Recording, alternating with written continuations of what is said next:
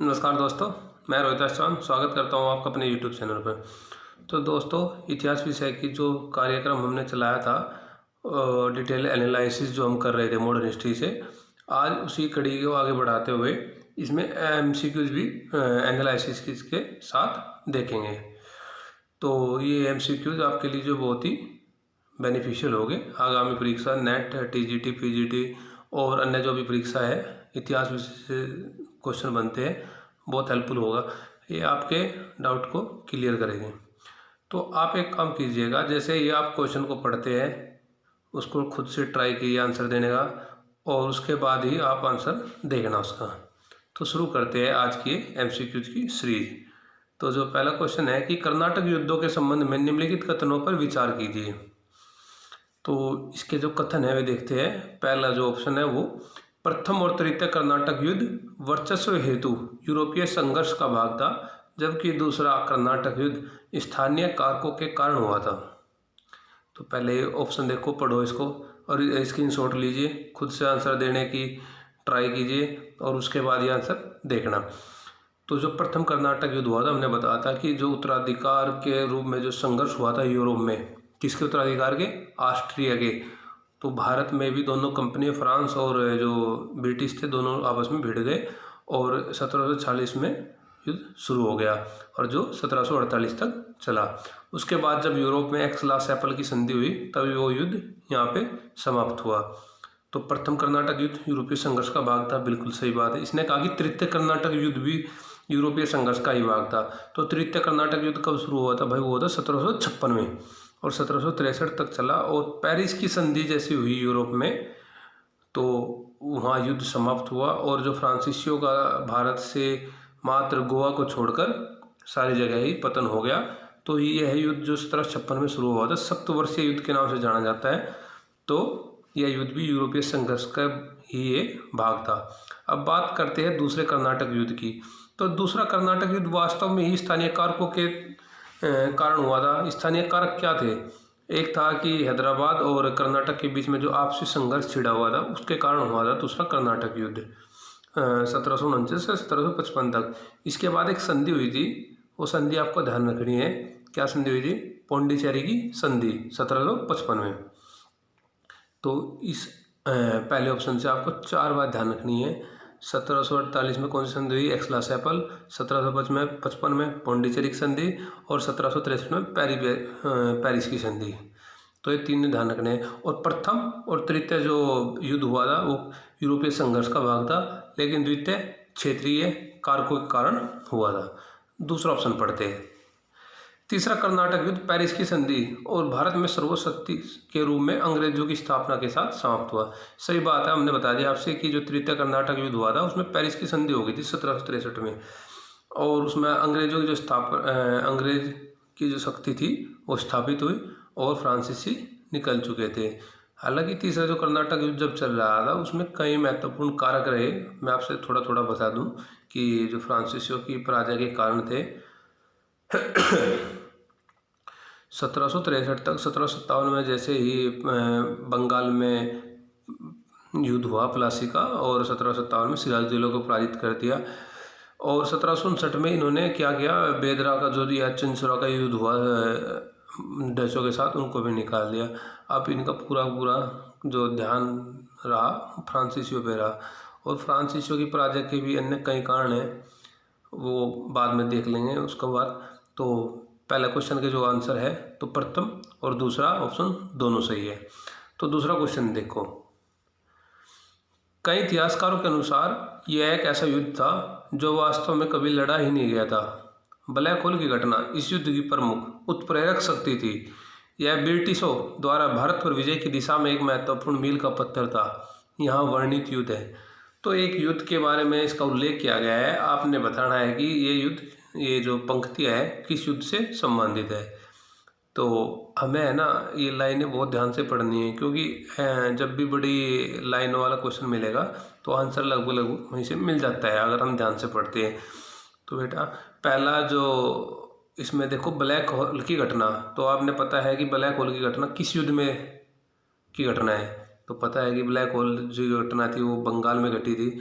और उसके लिए दोषी जो माना जाता है सिराजुद्दौला को माना जाता है, और प्लासी के युद्ध के समय की ये घटना है। तो प्लासी का युद्ध कब हुआ था? 1757 में। कई बार यहाँ से एक क्वेश्चन ये बनता है कि प्लासी के युद्ध के समय बंगाल का गवर्नर कौन था? तो बंगाल का गवर्नर कौन था प्लासी के युद्ध के समय? तो वो था रोजर ड्रैक। कौन था? रोजर ड्रैक, ध्यान रखना है आपको। तो इसी के साथ साथ एक बार पिछली बार क्वेश्चन ये बना था नेट में, 4 युद्ध दे दिए। मान लिया कि ये प्लासी का युद्ध, बक्सर का युद्ध, पानीपत का तृतीय युद्ध और वाड़ीवांस का युद्ध।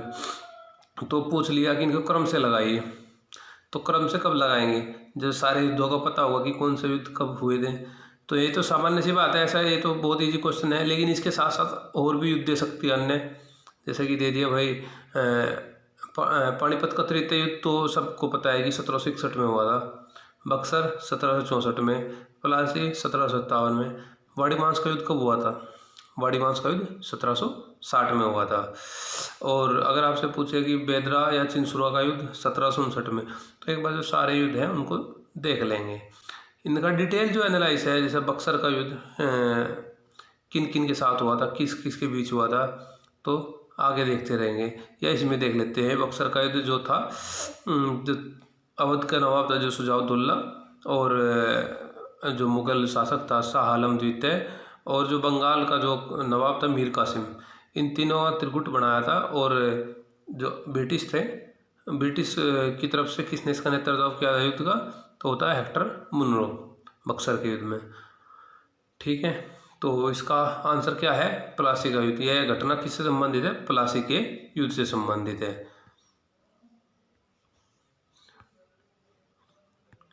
तो नेक्स्ट क्वेश्चन देखते हैं। तो नेक्स्ट क्वेश्चन है कि हैदर अली द्वारा नया पंचांग, सिक्का ढलाई की नई प्रणाली और वजन में माप का नया पैमाना जारी किया गया। भाई ये सब तो टीपू सुल्तान ने किया था, हैदर अली ने नहीं किया। हैदर अली मैसूर का एक महत्वपूर्ण शासक था और टीपू सुल्तान का पिता था। इसके समय पे जो मद्रास की संधि हुई, 2 युद्ध लड़े इसने। पहले 1767 मद्रास वाला, जिसमें मद्रास की संधि हुई और इसमें ब्रिटिशों को पराजय का सामना करना पड़ा। और जो दूसरा युद्ध हुआ था 1780 से 1784, उसी बीच में 1782 में इनकी डेथ हो गई थी। और जो नेतृत्व संभाला था द्वितीय युद्ध का वो टीपू सुल्तान ने। और उसके बाद 1784 में जिसमें मंगलोर की संधि हुई। इसके बाद एक संधि और हुई जो आंग्ल मैसूर युद्ध में, श्रीरंगपट्टनम की 1793 में। अभी हमने ये जो मोटी मोटी जानकारी है ये देख लेते हैं। तो क्वेश्चन में पूछा गया है कि नया पंचांग यानी कि कैलेंडर, सिक्का ढलाई की नई प्रणाली और वजन एवं माप का नया पैमाना किसने जारी किया? तो वो किया था टीपू सुल्तान ने। दूसरा ऑप्शन, तो पहला ऑप्शन गलत है, हैदर अली ने नहीं किया, टीपू सुल्तान ने किया। तो दूसरा ऑप्शन है टीपू सुल्तान द्वारा फ्रांसीसी क्रांति से प्रेरणा लेते हुए श्रीरंगपट्टनम में स्वतंत्रता का वर्ष लगाया गया। सही बात है, फ्रांसीसियों से टीपू सुल्तान बहुत प्रभावित था। वहाँ के जो सैनिक थे, अब जो अपने सैनिक थे, वहाँ के जो कमांडर थे उनसे प्रशिक्षित कराए और जैकोबिन क्लब की सदस्य भी ग्रहण की। श्रीरंगपट्टनम में अपना स्वतंत्रता का वृक्ष लगाया। श्रीरंगपट्टनम से ध्यान रखना कि संधि श्रीरंगपट्टनम की हुई थी कौन सी? तीसरे वाली, जो आंग्ल मैसूर युद्ध में जो तीसरी संधि हुई थी वो श्रीरंगपट्टनम के नाम की संधि से नाम जाना जाता है। तो ऑप्शन कई बार ये पूछ लेता है कि जो श्रीरंगपट्टनम की संधि थी वो आंग्ल मैसूर युद्ध में द्वितीय संधि थी या पहली संधि थी या तीसरी थी। तो आपको ध्यान रखनी है तीसरे नंबर की संधि थी श्रीरंगपट्टनम की। दूसरी कौन सी थी? मंगलोर की। और पहली मद्रास की संधि। तो ऑप्शन तीसरा देखते हैं। टीपू सुल्तान ने पोलीगारों की शक्ति को कम करने का प्रयास किया। सही बात है, जो पोलीगार थे ये साउथ में जो नायक थे उनके अधीन कार्य करते थे। तो इनकी जो शक्ति थी इसको कम करने का प्रयास किसने किया? टीपू सुल्तान ने। और जमींदारी जो प्रथा चली आ रही थी उसको समाप्त करना और राज्य की आय को वृद्धि करने का प्रयास भी किसने किया? टीपू सुल्तान ने। तो इसमें ऑप्शन कौन कौन से सही है? दूसरा और तीसरा। कौन कौन से? दूसरा और तीसरा। तो नेक्स्ट क्वेश्चन देखते हैं। रेतवाड़ी बंदोबस्त के संदर्भ में निम्नलिखित कथनों पर विचार कीजिए। तो क्या क्या कथन है भाई? पहला कथन, यह मुख्य रूप से भारत के दक्षिणी और दक्षिणी पश्चिमी भाग तक सीमित था। यह मुख्य रूप से भारत के दक्षिणी और दक्षिणी पश्चिमी भाग तक सीमित था। सही बात है। बम्बई, मद्रास और जो अन्य क्षेत्र थे वही इसके अंतर्गत आते थे रैयतवाड़ी बंदोबस्त के। तो यह ऑप्शन ठीक है। अगर पूछा जाए कि रैयतवाड़ी बंदोबस्त के अंतर्गत ज़मीन का कितना हिस्सा लिया गया था, तो उसमें तक 51%। और पूछ लेगी स्थायी बंदोबस्त में, तो उसमें था 19%। स्थायी बंदोबस्त में जगह कौन सी थी? इसमें तो दक्षिण की थी, जैसे मद्रास, बम्बई, उसमें थी बिहार, बंगाल, अवध, ये है ना, तो ध्यान रखना है। और दूसरा ऑप्शन क्या है, इसमें किसानों के स्वामित्व की एक स्थिर प्रणाली अस्तित्व में आई, तो ये तो गलत बात है। स्वामित्व की स्थिर प्रणाली तो नहीं आई। जैसे इन पे कर्ज जो होता था, तो जो महाजन लोग थे, अंग्रेज लोग थे, वो जमीन को हड़प लेते थे इनसे, तो स्थिर प्रणाली अस्तित्व में नहीं आई। ये ऑप्शन गलत है बिल्कुल। तीसरा ऑप्शन क्या था, इस बंदोबस्त में 20 से 30 वर्षों के बाद आवधिक रूप से राजस्व को संशोधित किया जाता था। तो इस प्रणाली के अंतर्गत यह बात अवश्य थी कि 20-30 वर्षों के बाद इसमें राजस्व की मांग को संशोधित किया जा सकता था। तो ऑप्शन 1 और ऑप्शन 3 दोनों इसमें सही है। तो क्या सही है इसमें? ऑप्शन 1 और ऑप्शन 3। तो नेक्स्ट क्वेश्चन है भाई, सहायक संधि प्रणाली के संबंध में निम्नलिखित कथनों पर विचार कीजिए। ये कथन क्या क्या है देख लीजिए। तो सहायक संधि प्रणाली का प्रतिपादन सबसे पहले लॉर्ड विलियम बेंटिक ने किया था? अरे नहीं भाई, सबसे पहले तो सहायक संधि प्रणाली कौन लाया था भारत में? डुप्ले, जो कि फ्रांसीसी सैनिक था, वो फ्रांसीसी शासक था। तो डुप्ले सबसे पहले ही सहायक संधि प्रणाली लाया था। अपनी जो सेना थी उसको किराए पे देने के लिए कार्य करता था। कौन? डुप्ले। हालांकि उसके बाद तो लगभग सभी यूरोपियन ने उसका अनुसरण किया, और क्लाइव के समय से आगामी जो गवर्नर हुए ब्रिटिश, उन्होंने इसका पालन किया। और विशेषता जो मुख्य तौर पर जो बात आती है लॉर्ड वेल्लेसली की, वेल्लेसली के इसलिए उल्लेख किया जाता है कि सहायक संधि प्रणाली में उसने जो अपने अधीन आने वाले जो प्रत्येक राज्य हैं उन पर लागू किया वेल्लेसली ने। तो अगर पूछा जाए कि इसका प्रतिपादक कौन है सहायक संधि का, तो है कौन? डुप्ले। दूसरा ऑप्शन, लॉर्ड वेल्लेसली की सहायक संधि नीति दक्षिण एशिया में नेपोलियन के आक्रमण की संभावना से प्रभावित थी। सही बात है भाई। जब लॉर्ड वेल्लेसली आया भारत में, किसके बाद आया था? अगर आपसे पूछे कि लॉर्ड वेल्लेसली किस गवर्नर जनरल के बाद भारत में शासन संभालने के लिए आया था, तो गवर्नर जनरल कौन था? Sir John Shore. 1793 से 1798 तक जो गवर्नर जनरल रहा। उसके बाद में कौन बना? लॉर्ड वेल्लेसली 1798 में। और इसने सहायक संधि की नीति इसलिए भी अपनाई क्योंकि एक तो इसके तो कई सारे कारण हैं, उसका उल्लेख करेंगे। और मुख्य कारण ये भी था कि जो फ्रांस में उस समय नेपोलियन जो जीत की एक अपनी देशों में जीत जो कर रहा था अन्य देशों में, उसके भय से भी कि यहाँ क्षेत्रीय राज्यों से सहयोग मिलता रहे, इसलिए सहायक संधि प्रणाली का प्रतिपादन हर राज्य में जो इनके अधीन आने वाले थे उनके साथ इसने किया। तीसरा ऑप्शन क्या है कि अवध ब्रिटिश शासन के साथ सहायक संधि करने वाला पहला राज्य था। गलत बात है। कई बार लगातार से ये क्वेश्चन, तो चाहे भाई आपका पीजीटी हो या टीजीटी हो या नेट हो, सहायक संधि प्रणाली और वेबगत का सिद्धांत हर एग्जाम में पूछा जाता है। तो ध्यान रख, ये क्रम आपको ध्यान रखने हैं, वेबगत के सिद्धांत का भी और सहायक संधि प्रणाली का भी, कि किस क्रम से इनको हड़प लिया गया था। उसमें वेबगत में हड़प लिया था, इसके साथ सहायक संधि प्रणाली की गई थी। तो जो पहला राज्य था जिसके साथ सहायक संधि प्रणाली की थी, तो वो राज्य कौन था? तो वो था हैदराबाद। और दूसरा राज्य कौन था? मैसूर। तीसरा तंजौर।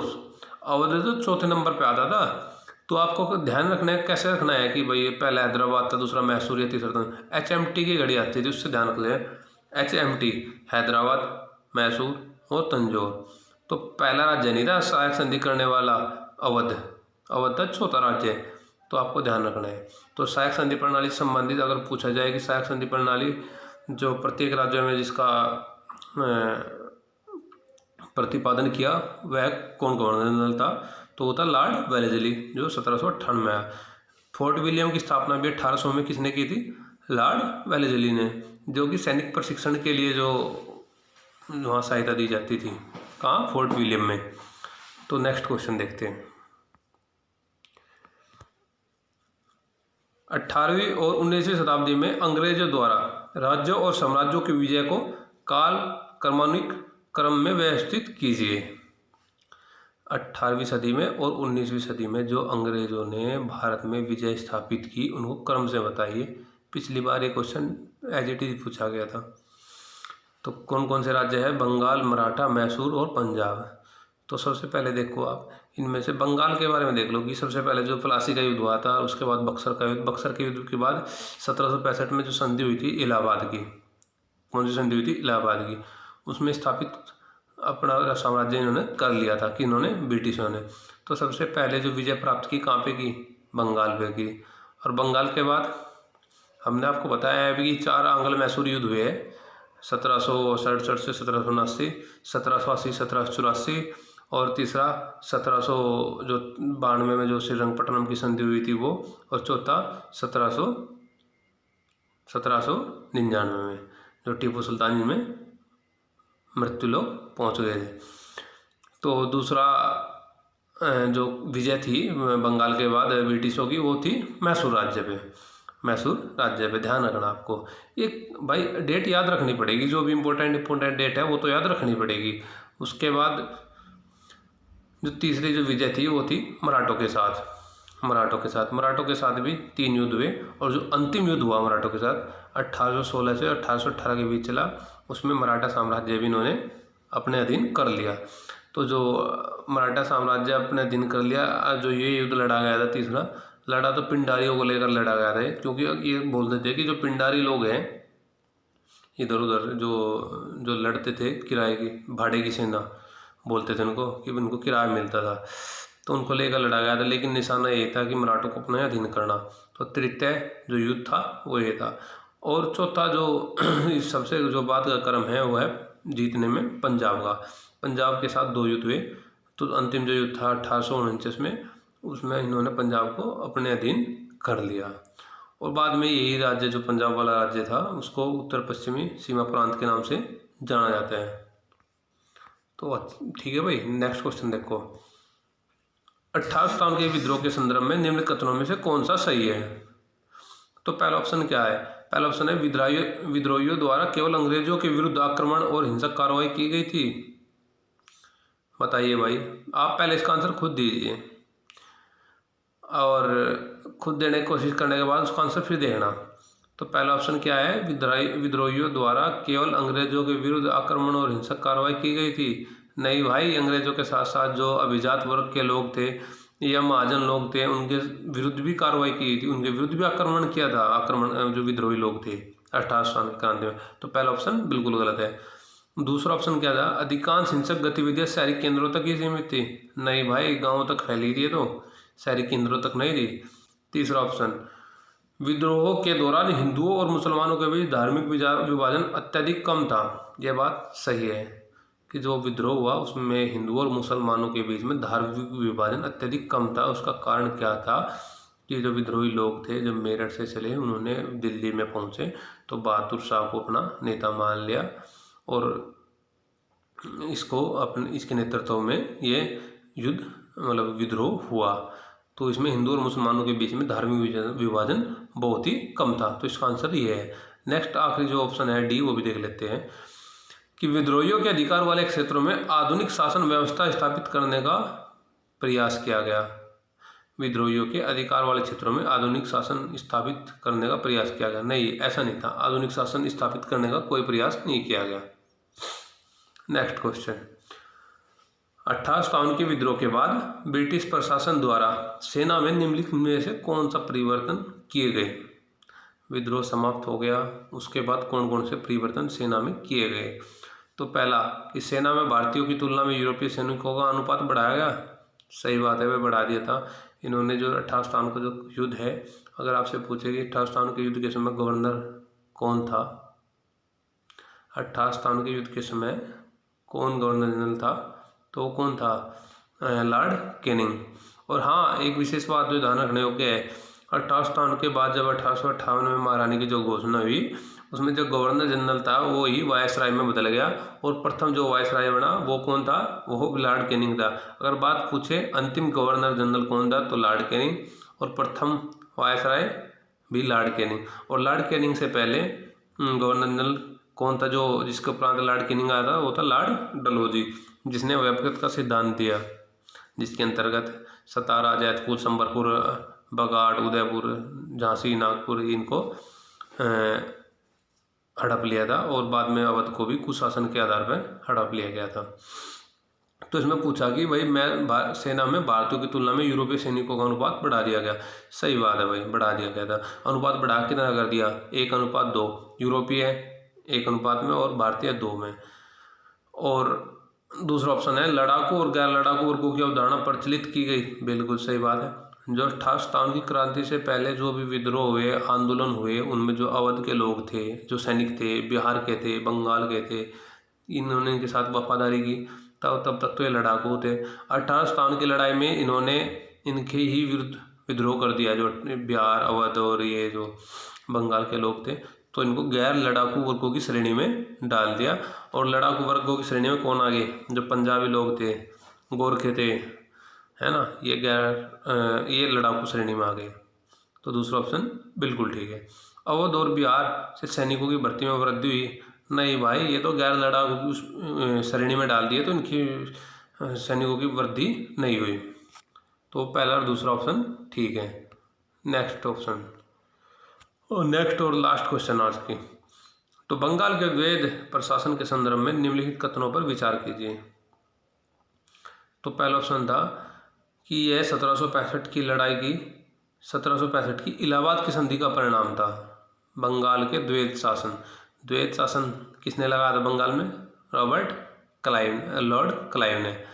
तो इलाहाबाद की जो संधि थी कब हुई थी, 1765 में। किसके साथ हुई थी, शाह आलम द्वितीय, जो जब उस समय का जो सम्राट था, मुगल सम्राट। और उसमें और कौन कौन भागीदार रहा, जो अवध का नवाब था शुजा-उद-दौला, वो भी।